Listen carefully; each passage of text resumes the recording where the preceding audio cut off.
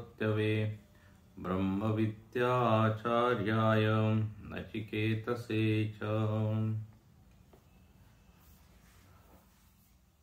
त्रिनाचिकेतस्त्रिभिरेत्य सन्धिं त्रिकर्मकृत्तरति जन्म मृत्यु ब्रह्मजज्ञं देवमिड्यं विदित्वा निचाये मां शान्तिमत्यन्तमेति।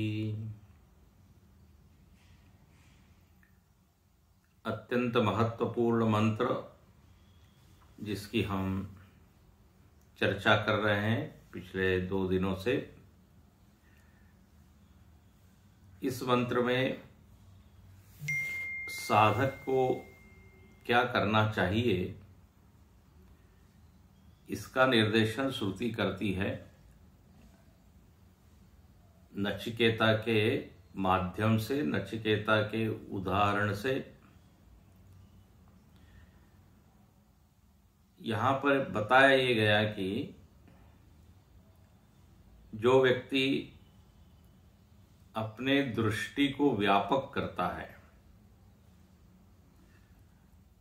अपने विजन जिसको कहते हैं, देखने का नजरिया,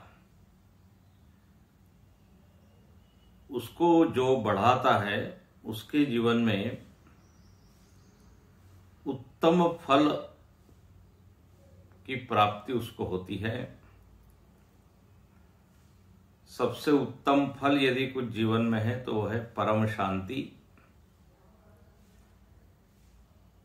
जो भी हम करते हैं अंत में हम चाहते यही कि मन हमारा शांत हो जाए। वस्तु की प्राप्ति ही उपलब्धि नहीं है। वस्तु मिल जाए लेकिन चित्त में तनाव बढ़ जाए तो व्यक्ति उस वस्तु को डिस्पोज करने का प्रयत्न करता है, उससे दूर होने का प्रयत्न करता है, या तो उससे दूर होने का प्रयत्न करता है या उसको दूर करता है। तो इससे सिद्ध है कि वस्तु की प्राप्ति गौण है, दैट इज सेकेंडरी। वस्तु से मिलने वाली जो शांति है वो मुख्य है।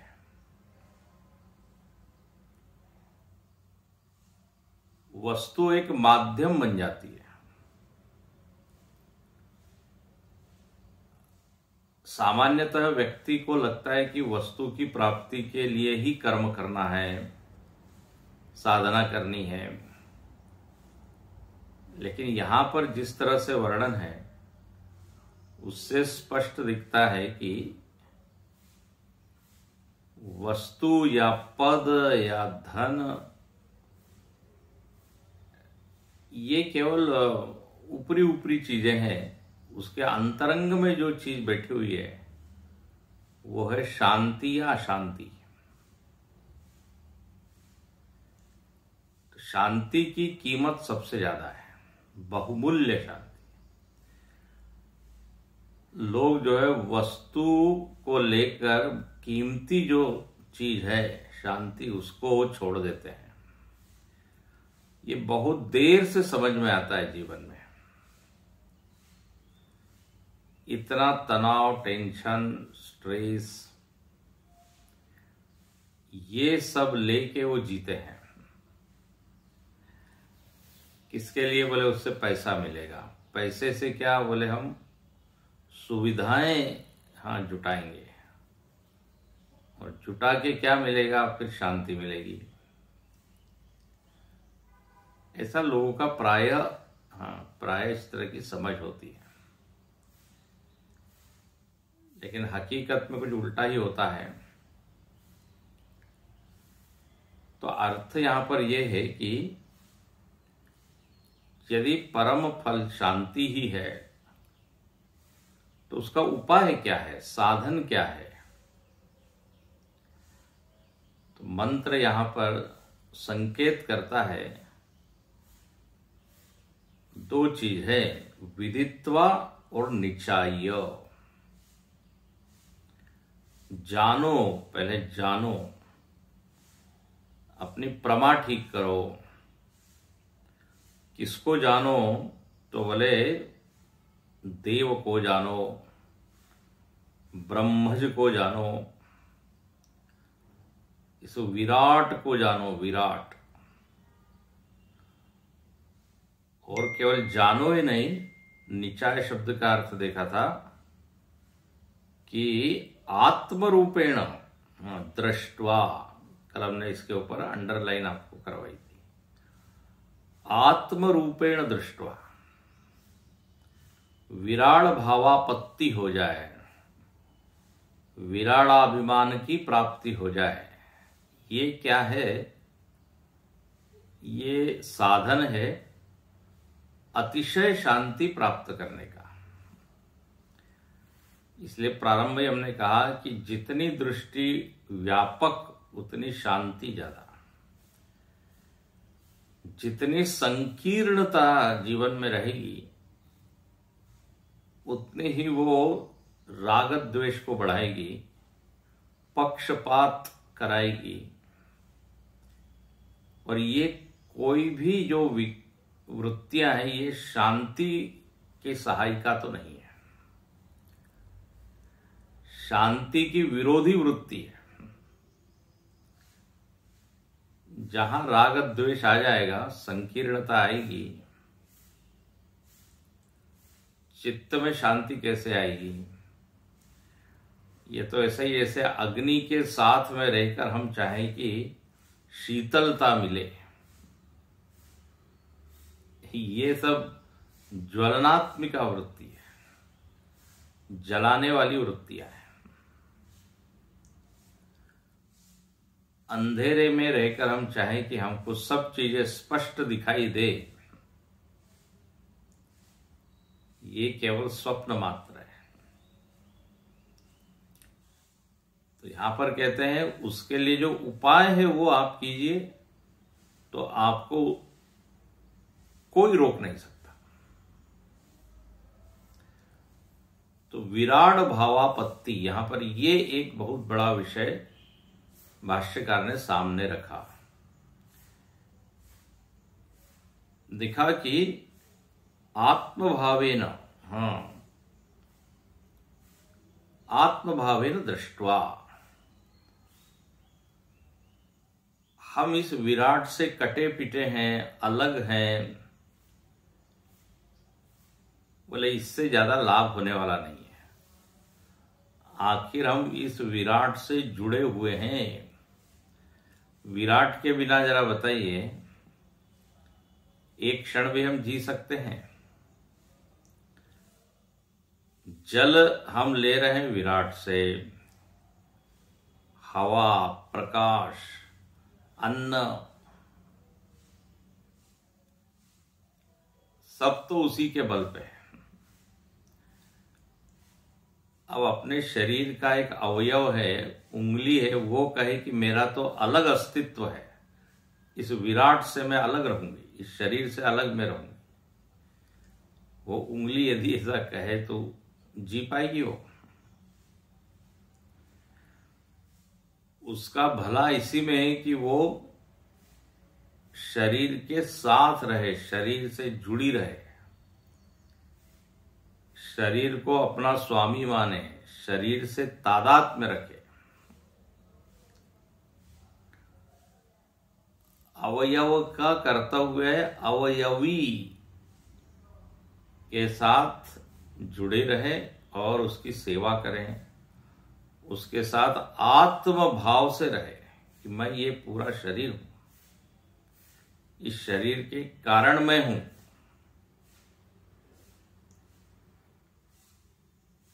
तो इस विराट के कारण मैं हूं, तो उस विराट में उस एक सत्ता को देखना। अभिमान जो हम लोगों का होता है वो बहुत छोटी चीजों से होता है। कल जो हम चर्चा कर रहे थे, शरीर से अभिमान, जाति से अभिमान, परिवार से अभिमान, धन से अभिमान, अभिमान के असंख्य रूप है। अभिमान शब्द मी धातु से बनता है, मीयते। उसका अर्थ होता है नापना, मापना, नापना, टू मेजर। अभितः मीयते अनेन, जिसके द्वारा हम अपने व्यक्तित्व को नापते हैं वो है अभिमान। शरीर से हम अपने आप को नापते हैं तो उसको बोल देते हैं देहाभिमान।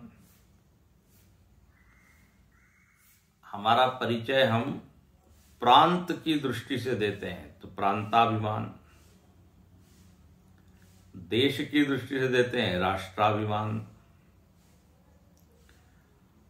जब आप परदेश में जाते हो, विदेश में जाते हो, तो सबसे पहले हमारा यही अभिमान जागृत रहता है, मैं इंडियन हूं। अच्छा, सामने वाला भी पहले यही पूछता है, are you an Indian, African? तो ये सबसे पहला जो अभिमान क्या है, जो पहचान का आधार बनता है, वो क्या है? आपका देश। मैं भारतीय हूं। हमारे प्रधानमंत्री भी पहले जाते हैं तो अनिवासी भारतीय लोगों से पहले मिलते हैं। NRI है, वो भारतीय लेकिन रह रहे वहां, तो फिर गर्व का अनुभव होता है कि देखो, भारत से बाहर रहकर भारत का गौरव, भारत का नाम ऊंचा कर रहे हैं।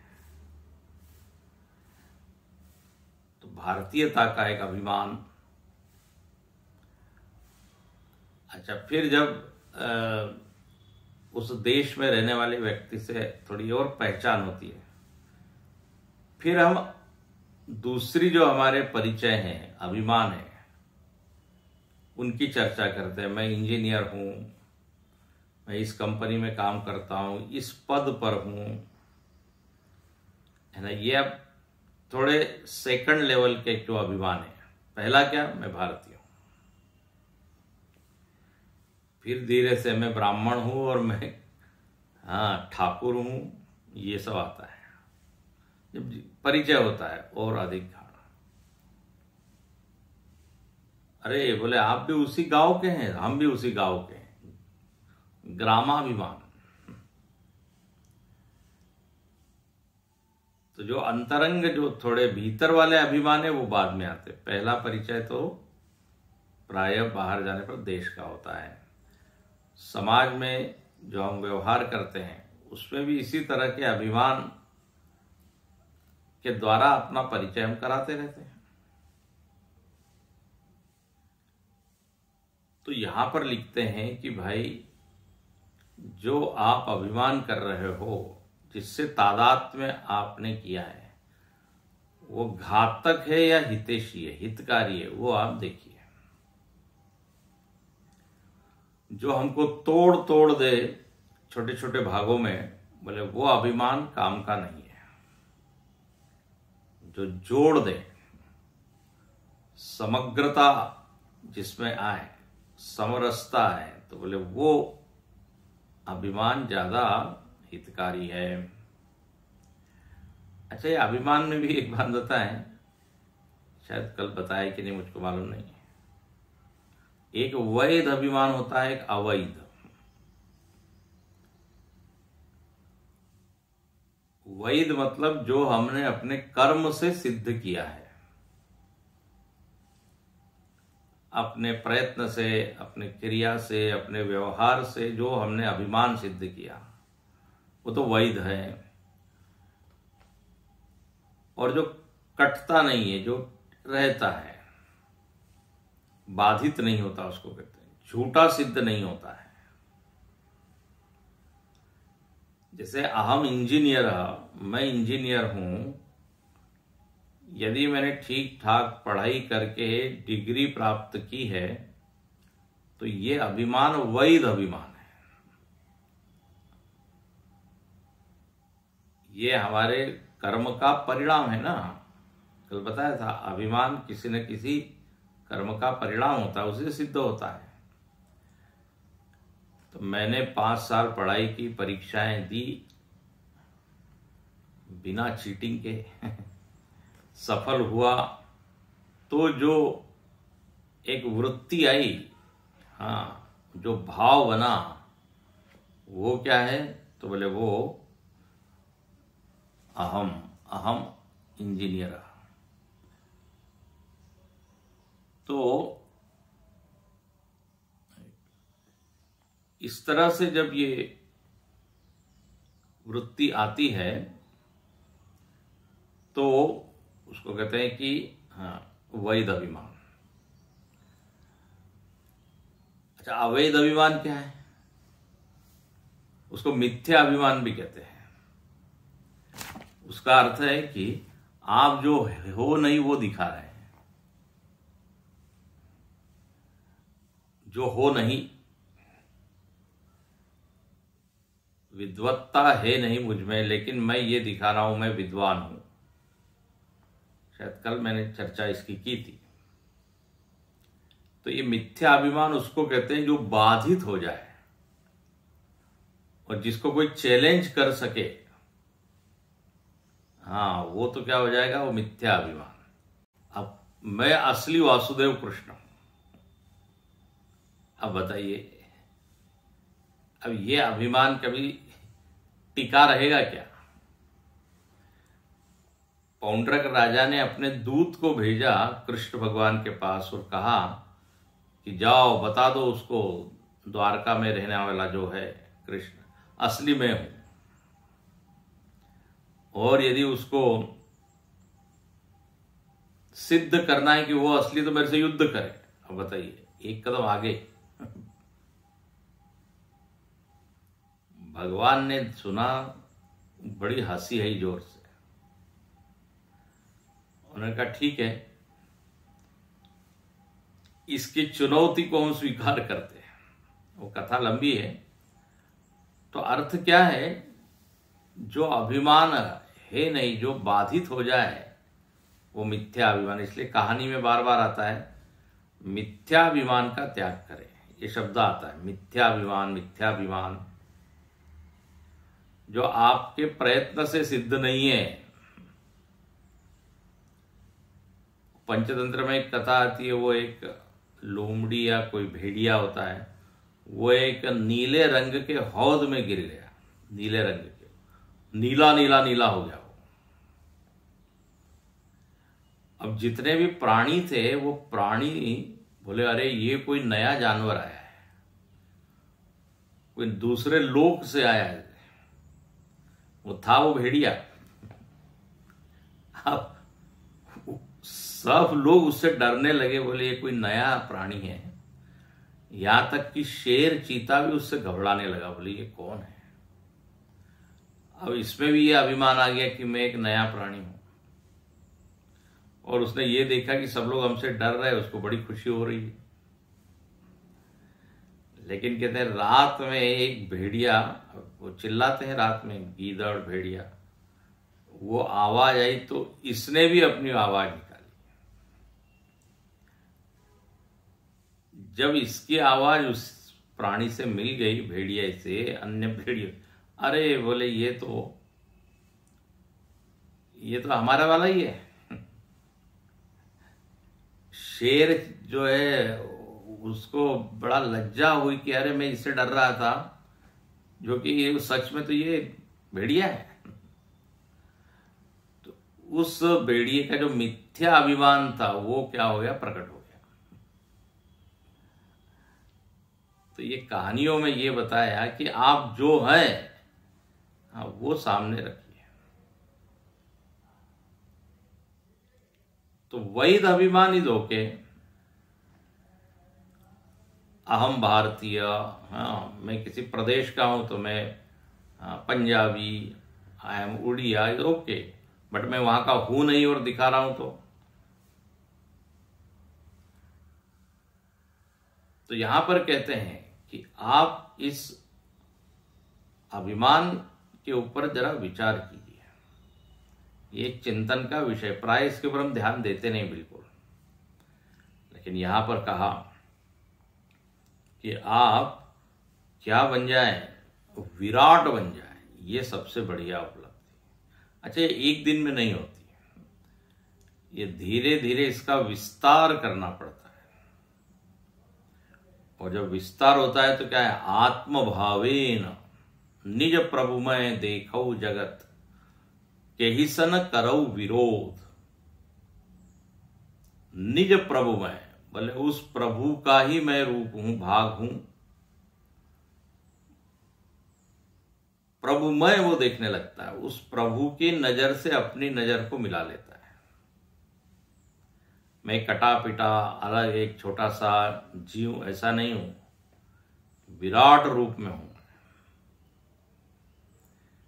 काकभूषुंडी जी का चरित्र आता है, ये भाव उनमें पहले दिन नहीं आया, वहां बड़ा अच्छा वर्णन है। धीरे धीरे धीरे ये सदते सदते सदता है। वहां पे उनके चरित्र का वर्णन है कि प्रथम स्टेज में तो बिल्कुल ही उनका अंतःकरण गड़बड़ है, उग्रदम्ब, हाँ क्या, उग्र बुद्धि उरदम्ब विशाला, ऐसी उनकी स्थिति है। उग्र बुद्धि है, दम्भ बहुत है, आन देव निंदक अभिमानी, बोले मैं सारी देवताओं की निंदा करता था, बहुत अभिमानी था, उग्र बुद्धि थी, दिखावा ज्यादा था। यहां से उनकी शुरुआत है। काकभूषुंडी जी का चरित्र बहुत ही प्रेरणास्पद है। साधक कैसे अपने विजन को बढ़ाते जाता है, ये जो यहां बताया ना, उसका यदि कोई उदाहरण है तो काकभूषुंडी जी है। इस स्थिति में वो थे, उनके हाथ से गुरु का अपमान हो गया, बताइए, अपने आप को बड़ा मानते हैं। उनके गुरु जब उनको निर्गुण का उपदेश देते हैं तो उनको अच्छा नहीं लगता, क्योंकि उनकी भक्ति थी सगुण में। तो बड़ा उनके हाथ से अपमान भी हो गया गुरु का। लेकिन जब उन्होंने साधना की तो एक ऐसी स्टेज पर पहुंच गए जो यहां लिखा हुआ है, वैराज पदम निज प्रभुमय देखो जगत केहि सन करो विरोध। अब बोले सब अपना ही दिख रहा है, वहां विरोध किससे हम करें। उनको जब शाप भी मिला है लोमश ऋषि के द्वारा तो उनके मन में शांति बनी रही। ये जो शांति की बात यहां लिखी है, नहीं कछु दीन और भय, कुछ भी नहीं आया, नहीं कछु भय दीनता आई। बोले भगवान ही उनको प्रेरित कर रहे हैं, उर प्रेरक रघुवंश विभूषण। तो अंतःकरण इतने ऊंचे स्तर पर पहुंच गया कि ये जो राग द्वेष है या अभिमान है, ईर्ष्या है, आक्रोश है, वो सब शांत हो गया।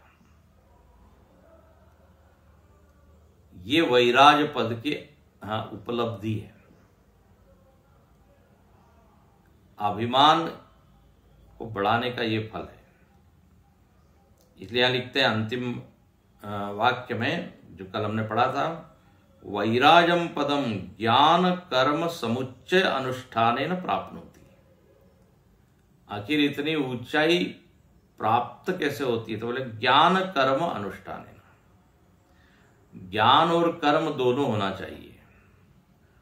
और ज्ञान यहां पर, ज्ञान का अर्थ आत्मज्ञान नहीं है, ज्ञान का अर्थ है समझ, विराट के बारे में समझ, अपना उससे क्या संबंध है इसकी समझ,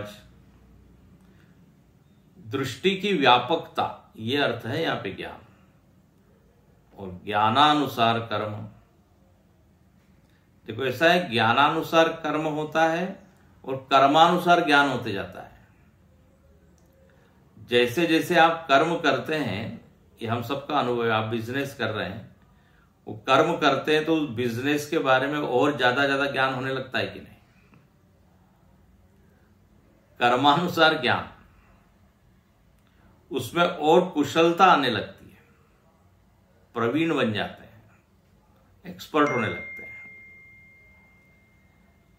इसलिए लोग उसी डॉक्टर के पास जाते हैं जो एक्सपीरियंस्ड है, मतलब कर्म करते करते उसका ज्ञान, उसकी कुशलता बढ़ जाती है। पहली बार ही एकदम कर रहा है तो लोग थोड़ा डरते हैं ना। वो डॉक्टर ऑपरेशन कर रहा है, पेशेंट जो है वो कह रहा है महाराज मेरा ये पहला ऑपरेशन हो रहा है, मुझको बहुत डर लग रहा है। पेशेंट कह रहा है, डॉक्टर ने कहा मेरा भी पहला ही ऑपरेशन है। अब बताइए उस पेशेंट के क्या हाल होंगे। तो विनोद की बात है, तो कर्म के अनुसार ज्ञान, दृष्टि, समझ, और समझ के अनुसार कर्म। तो यहां लिखते हैं पहले आप ठीक ठाक समझिए, वैसी साधना कीजिए। इसलिए पहले यहां 3 का ही वर्णन किया है कि ये साधना करो, ये पहले समझो। त्रिकर्मकृत, अध्ययन, दान, पूजा, या माता पिता, आचार्य, इनकी कृपा, ऐसा कुछ व्यवहार हो कि इनकी कृपा मिले, ये सब साधन है, ये सब ज्ञान है। और तद अनुसार कर्म हुए। जब व्यापक समझ से कर्म होंगे तो कर्म में एक सुगंध होगी, कर्म में पक्षपात नहीं होगा। तो जब ऐसा अनुष्ठान हो जाता है तब वैराज पद की प्राप्ति होती है। हम पहले दिन से बता रहे हैं कि ये जो तादात्म्य या अभिमान है, इसकी प्राप्ति के लिए ये फल है, ये अचानक नहीं हो जाता। तो पहले आप ये भाव बनाएं कि मैं उसका हूं। देखो ये जो वैराज पद है, ये भी, इसके भी स्टेजेस है। मैं उसका हूं, मैं इस जगत का हूं, मैं उस परमात्मा का भाग हूं, ऐसा कर लीजिए, विराट का। और जब मैं उसका भाग हूं तो नेचुरली हमारे भीतर भावना क्या आएगी कि मैं उसकी सेवा करूं, मैं उससे प्रेम करूं, क्योंकि मैं उसको, आई बिलोंग टू हिम। और जब ऐसा होता है तो संबंध में और गाढ़ापन आता है, संबंध और बढ़ता है, तो वो मेरा हो जाता है। फिर पहले मैं उसका, फिर वो मेरा, मैं विराट का, फिर विराट मेरा। जैसे आप किसी संस्था में भी काम कर रहे हैं तो पहले आपने उसकी मेंबरशिप ले ली, तो बोले now I am member of this organisation. तो जहां आप सदस्य बन गए, फिर क्या होगा, थोड़ा आना जाना होता है, तो थोड़ा उसके साथ संबंध बढ़ने लगता है, तो उससे थोड़ा सा प्रेम बढ़ता है। फिर सेवा आप करने लगते हो, सेवा करने लगते हैं तो आपको और ऊंची सेवा मिलती है। जैसे जैसे देखिए, सेवा तो कैसे मिलता है व्यक्ति को, सेवा समर्पण से। जितना ज्यादा समर्पण होगा फिर उसको ऊंचा पद मिलेगा, ऊंचा स्थान मिलेगा। होता ही है। बोले ये काफी टाइम दे रहे हैं, हाँ काफी समय निकाल के, तो बोले अब इनको ये बनाया जाए। तो सेवा से अधिकार बढ़ जाता है, सेवा से आप में ये संचालन करने का एक अधिकार दे दिया जाता है। Now you run. तो पहले तो मैं उसका हूं, फिर वो मेरा है। धीरे धीरे संबंध दृढ़ होने पर तादात्म्य गाढ़ा होता है, फिर मेरा, वो मेरा है। जैसे कोई नेता है, पहले वो छोटे पद पर काम कर रहा है, बोले मैं महाराष्ट्र का हूं, मैं यूपी का हूं। अब उसको जो है उसने सेवा शुरू की, करते करते करते वो बन गया मुख्यमंत्री। अब वो क्या कहेगा, ये प्रदेश मेरा है। अब हो गया कि नहीं? प्रदेश में उसकी अहम बुद्धि आ गई, मम बुद्धि आ गई। पहले मम बुद्धि आई, मेरा है। और फिर जब भी कुछ मीटिंग होगी राष्ट्रीय स्तर पे तो वो अपना पक्ष रखेगा, मतलब महाराष्ट्र का, यूपी का, पंजाब का, जिसका भी अभिमान उसको है, जिससे वो जुड़ा हुआ है। मेरा है ना, दैट स्टेट माय स्टेट, मेरे स्टेट को आप कितना फंड दे रहे हैं, कितनी योजनाएं हमारे स्टेट में आप ला रहे हैं, तो ये क्या हो गया, मेरा का विकास हो गया उसका।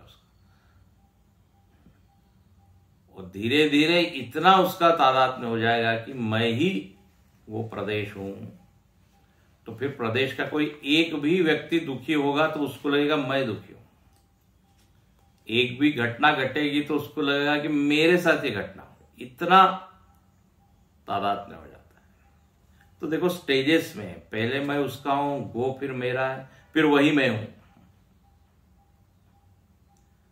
तो विराट का मैं हूं, फिर मेरा विराट है, फिर मैं ही विराट हूं।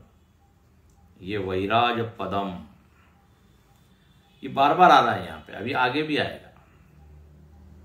ये जो नाचिकेत विद्या है, इसका फल ये बताया है, केवल एक छोटा सा स्वर्गलोक नहीं बताया है। तो प्राप्ति, इस भाव की प्राप्ति, इस तरह यहां पर ये मंत्र पूरा हुआ। अब इसमें आगे बताते हैं कि फिर से बताया, अब एक और फल बताया। अभी तो बताया अत्यंत शांति, व्यापक दृष्टि। अब यहां कहते हैं कि जो इस तृणाचिकेत को करता है वो मृत्यु को पार कर जाता है जीते जी ही। देखो उसका क्या अर्थ है, इसको जरा मंत्र को पढ़ें। तृणाचिकेतस्त्रयमेतद् विदित्वा य एवं विद्वांश्चिनोति नाचिकेतम् समृत्युपाशान् पुरतः प्रणोद्य शोकातिगो मोदते स्वर्गलोके।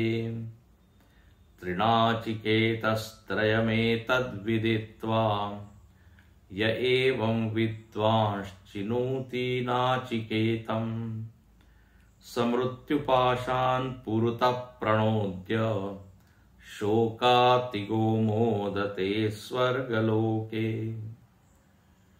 भाष्यकार इसके ऊपर एक पंक्ति लिखते हैं, इदानीम अग्नि विज्ञान चयन फलम उपसंहरति प्रकरणं च। बोले जो नाचिकेत अग्नि का प्रकरण चल रहा है, इसका फलम यहां बताते हैं और इस प्रकरण का उपसंहार करते हैं।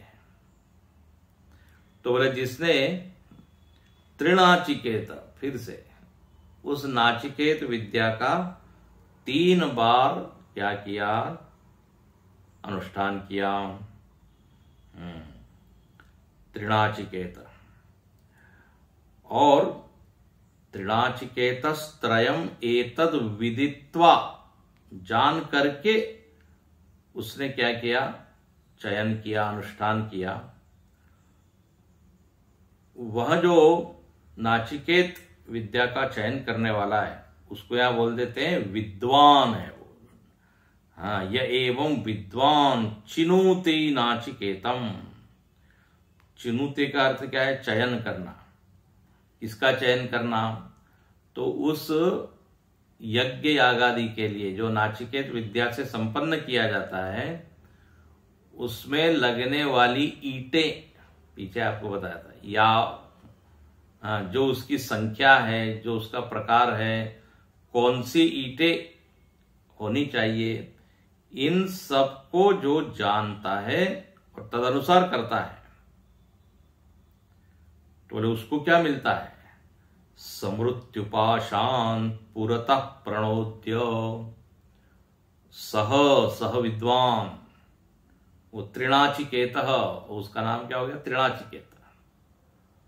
वह जो साधक है वह मृत्यु पाशों को, यहां पे पाषाण, ये जो है बहुवचन है, मृत्यु की जो बंधन है, पाश है, और एक दो नहीं, बहुत सारे पाश है,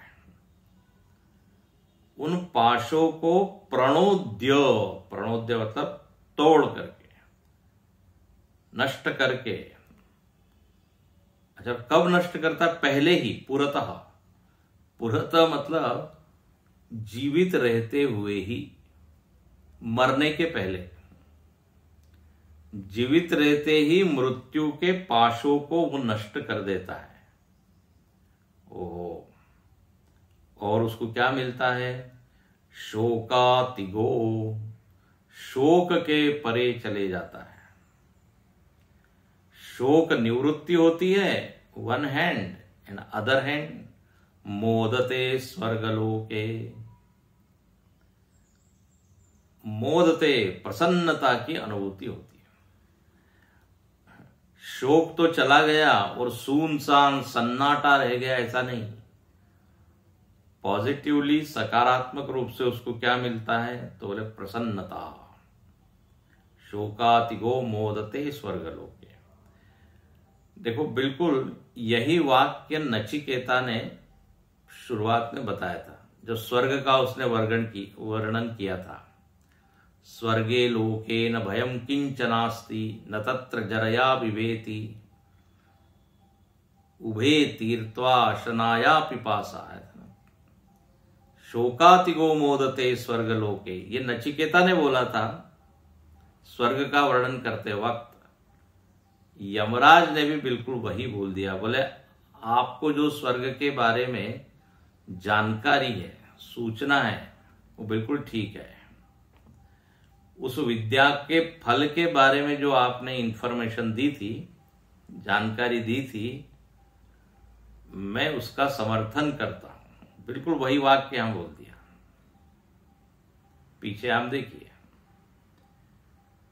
तो यहां पर कहते हैं इस नाचिकेत विद्या को व्यक्ति को जानना चाहिए।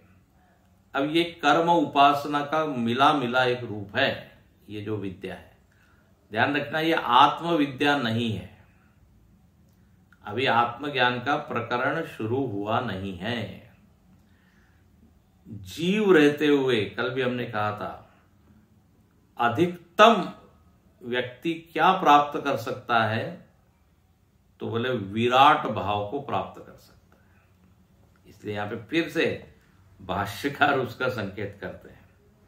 देखिए भाष्यकार क्या लिखते हैं। त्रिणाचिकेतः, त्रिणाचिकेत का अर्थ किया त्रयम, जिसने 3 बार क्या किया? यथोक्तम, जो बताया गया है। क्या बताया गया है? या इष्टका यावतिर्वा यथा वा इति एतद् विदित्वा। बोले जो 3 बार इन नाचिकेत विद्या का अनुष्ठान करता है और उसमें लगने वाली जितनी सामग्री है, अब यह ईट मतलब क्या है? एक तरह का एक घटक ले लिया है उस यज्ञ में लगने वाली, and it represent all details. जो भी छोटी छोटी चीजें आवश्यक है, उन सबको जो अच्छे से जान लेता है, फिर चिनुते, विदित्वा और फिर चिनुते। श्रुति में शब्द है विदिता, विदित्वा या एवं विद्वान चिनुते। तो विदित्वा का अर्थ क्या है? अवगम्य, ठीक ठीक जान लेना। देखिए ऐसा है, हमारे स्वामी जी ने बड़ी अच्छी बात कही कि ये जो कर्म हम करते हैं, अब यहां पर जो कर्म बता रहा है इसका प्रभाव तो कितना ऊंचा बताया है। अत्यंत शांति, वैराग्य, क्या कहते हैं, विराज भाव की प्राप्ति। तो बोले यहां पर कर्म करने में पूरी सावधानी बरतनी चाहिए। जिस कर्म का प्रभाव जितना अधिक, उस कर्म को करते वक्त सावधानी भी उतनी अधिक। प्रभाव बहुत ऊंचा है। उन्होंने बड़ा अच्छा उदाहरण दिया, जैसे कोई बम बना रहा है, बम, तो कितनी सावधानी से उसको बनाना पड़ेगा। थोड़ी सी चूक हुई नहीं कि वहीं एक्सप्लोड होके बनाने वाला ही गया, भस्मासुर, खुद को ही भस्म कर लेगा। यदि बारीकी से, ठीक से, सावधानी से उसका संपादन नहीं हुआ तो, क्योंकि प्रभाव बहुत ज्यादा है। अणुबम, एटम बम बना रहे हैं, और यदि थोड़ी सी कुछ लीकेज हो गया, कुछ हो गया, तो देखो रेडिएशन इत्यादि हो जाता है ना। तो प्रभाव अधिक होने के कारण उसमें सतर्कता की बहुत जरूरत है। उन्होंने उदाहरण दिया, जैसे कोई डॉक्टर है, वो हार्ट का ऑपरेशन कर रहा है, अब उसका प्रभाव कितना अधिक है ना। उसको मानो कि क्या नया ही जीवन मिल जाता है,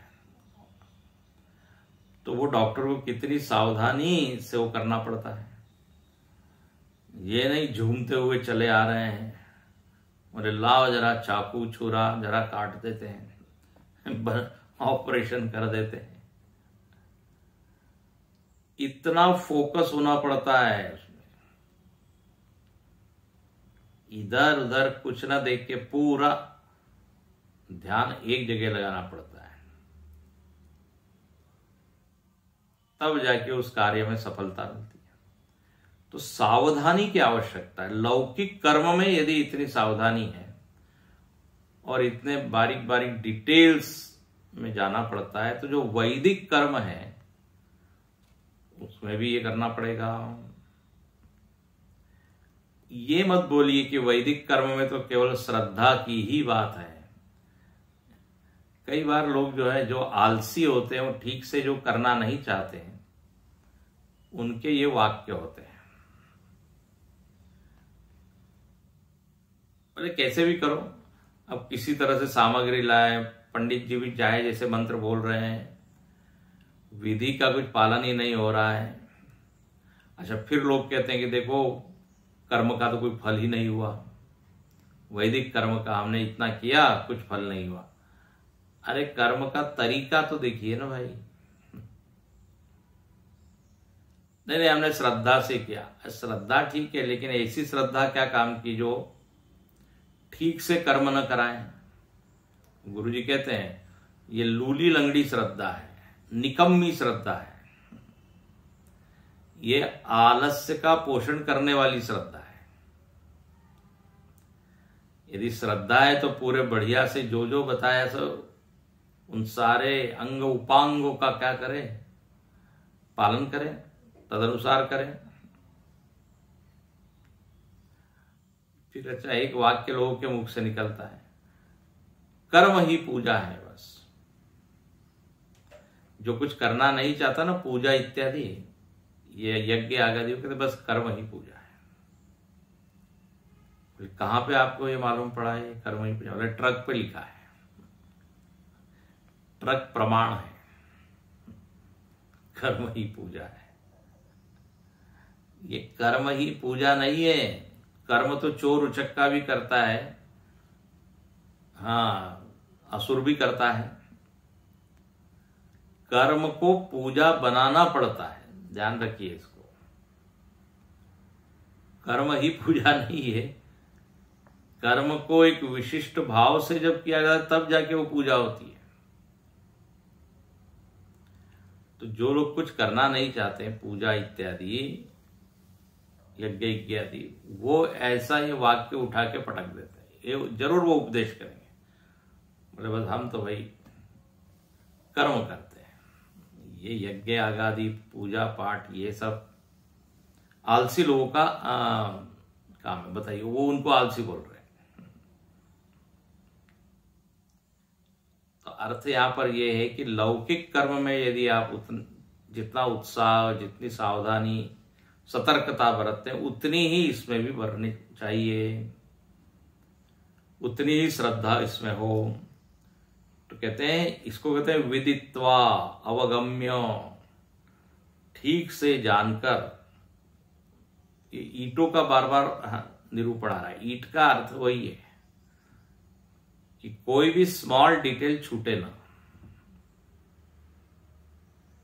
तो ऐसा जो जान के करता है, यश्चैवम् आत्मरूपेण अग्निं विद्वान चिनुते चिनुते निर्वर्तयति, चिनुते मतलब निर्वर्तयति, निर्वर्तयति मतलब करता है, केवल जानकारी इकट्ठा नहीं करता, करता है, उसका निर्वर्तन करता है। नाचिकेतम अग्नि, उसको क्रतु, क्रतु का है, क्रतु मतलब होता है यज्ञ।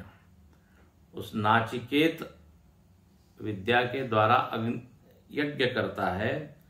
समृत्युपाशान, वो मृत्युपाश को काट देता है। आपने एक चित्र देखा होगा ना, यमराज के पास एक पाश है, वो जिसको ले जाना है उसके गले में डालता है, फांसी का फंदा जैसे होता है पाश, तो बोले मृत्युपाश को पार कर जाता है। लेकिन यहां पे ध्यान रखना, यहां मृत्युपाश का अर्थ बहुत ही अच्छा है, मृत्यु के परे जाता है ऐसा व्यक्ति जो ये साधना करता है। तो मृत्यु का अर्थ क्या है या मृत्युपाश का अर्थ क्या है?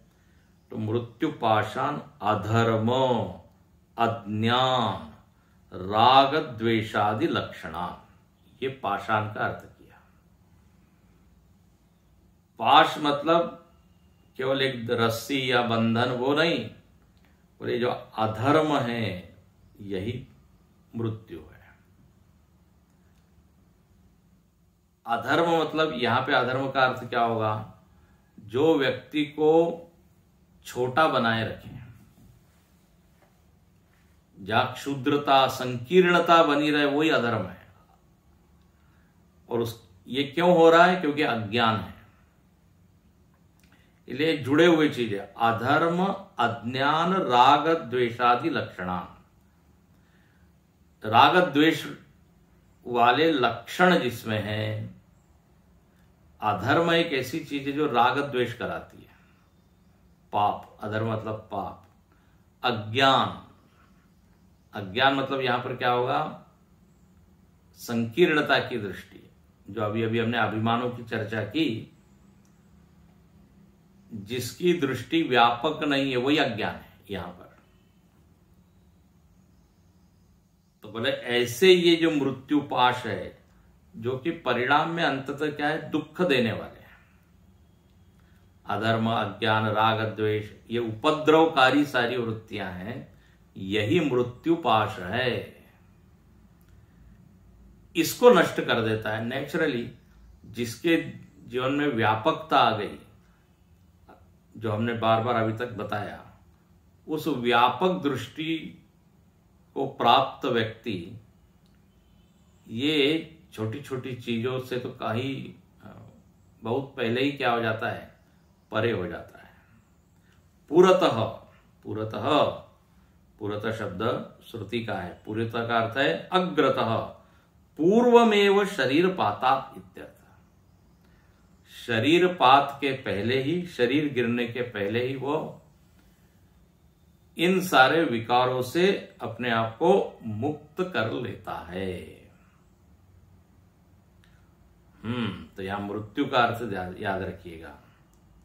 और कहते हैं प्रणोद्य, प्रणोद्य मतलब अपहाय, नष्ट करके। शोकातिगो, शोकातिग का अर्थ क्या है? मानसई दुख वर्जिता, जो मानसिक दुख है, हाँ, उससे वो परे हो जाता है। ये शोक क्या है? मन से संबंधित है ना।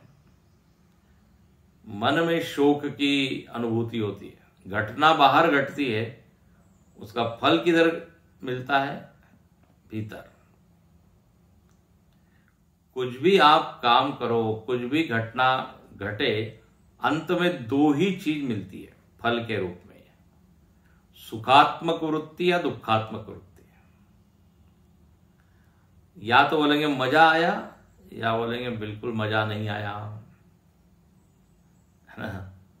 तो यहां पर लिखते हैं कि जब इस तरह की ये उपासना, यज्ञ, ये जीवन में आ जाए तो फल क्या होगा? उसका मन एक ऊंचे स्थिति में रहेगा, जहां पर मानसिक दुखों का अभाव होगा। आखिर देखिए, साधना किसके लिए की जाती है? दुख निवृत्ति के लिए और मानसिक दुख की निवृत्ति। ऐसा नहीं कि बाहर कोई दुखद परिस्थिति नहीं आएगी, बोले इतने दिन से साधना कर रहे हैं, हमको बुखार क्यों हो रहा है, हमको ये रोग क्यों हो रहा है, तो वो तो प्रारब्धानुसार आते रहेगा, लेकिन आपकी मनस्थिति क्या है, दैट इज मोर इंपॉर्टेंट। तो परिणाम यहां क्या है बताया, मानस दुखे वर्जित और मोदते स्वर्गलोके, मोदते प्रसन्नता की अनुभूति उसको होती है और उसको स्वर्गलोक मिलता है। और स्वर्गलोक का अर्थ यहां भाष्यकार फिर लिख देते हैं, विराट आत्मस्वरूप प्रतिपत्त्या, विराट आत्मस्वरूप की प्रतिपत्ति। देखो बहुत ही महत्वपूर्ण शब्द है, विराट आत्मा, वो अपने आप को विराट आत्मा के रूप में जान रहा है। प्रतिपत्ति मतलब सिद्धि, प्रतिपत्ति मतलब उपलब्धि, प्राप्ति। विराट आत्म भाव की प्राप्ति ही स्वर्ग की प्राप्ति है। देखिए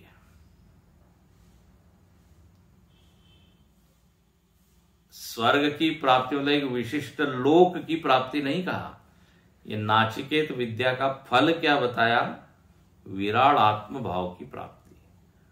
और इसी प्राप्ति में शांति है, इसी प्राप्ति में मृत्यु से परे व्यक्ति चले जाता है। मृत्यु मतलब ये जो अभी बताया उपद्रवकारी वृत्तियां जो है, जो व्यक्ति में अशांति उत्पन्न करती है, जीते जी ही वो ये प्राप्त कर लेता है। अर्थ यहां पर यह है कि आज हम मनुष्य भाव को प्राप्त हुए, ये जो जीव है आज इस मनुष्य भाव को प्राप्त हुआ है। हो सकता है पहले ये कीट पतंग के भाव को रहा हो, प्राप्त हुआ हो, पशु पक्षी बना हुआ हो, अब बन गया मनुष्य धीरे धीरे। अब ये मनुष्य जो बना हुआ है जीव, मनुष्य भाव को प्राप्त हुआ है, ये चाहे तो विराट आत्म भाव को भी प्राप्त हो सकता है। यही इंद्र भाव को प्राप्त होता है, यही ब्रह्मदेव को प्राप्त हो सकता है। ब्रह्म भाव को, अहम ब्रह्मा और अहम विराट ले, यह है बड़ा कठिन। उसके लिए जो साधना करनी है वो यदि करे तो ये हो सकता है। वो पीछे बताया ज्ञान कर्म समुच्चय अनुष्ठानेन वैराज भावम प्राप्नोति।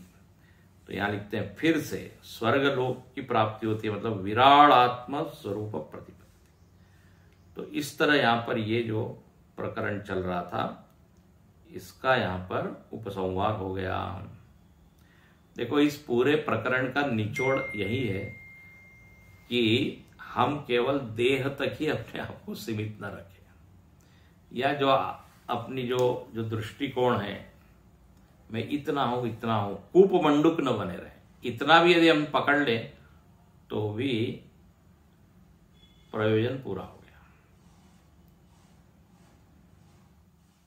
अब यहां पे आत्मज्ञान का प्रकरण आएगा आगे। जीव रहते हुए विराट आत्म भाव की प्राप्ति होगी, लेकिन अब जीव भाव को भी समाप्त करना है, तो उसका उपाय क्या है, आत्मज्ञान। उससे संबंधित प्रश्न एक्चुअली नचिकेता आगे पूछता है, वो अब 2 दिन के इसमें आएगा।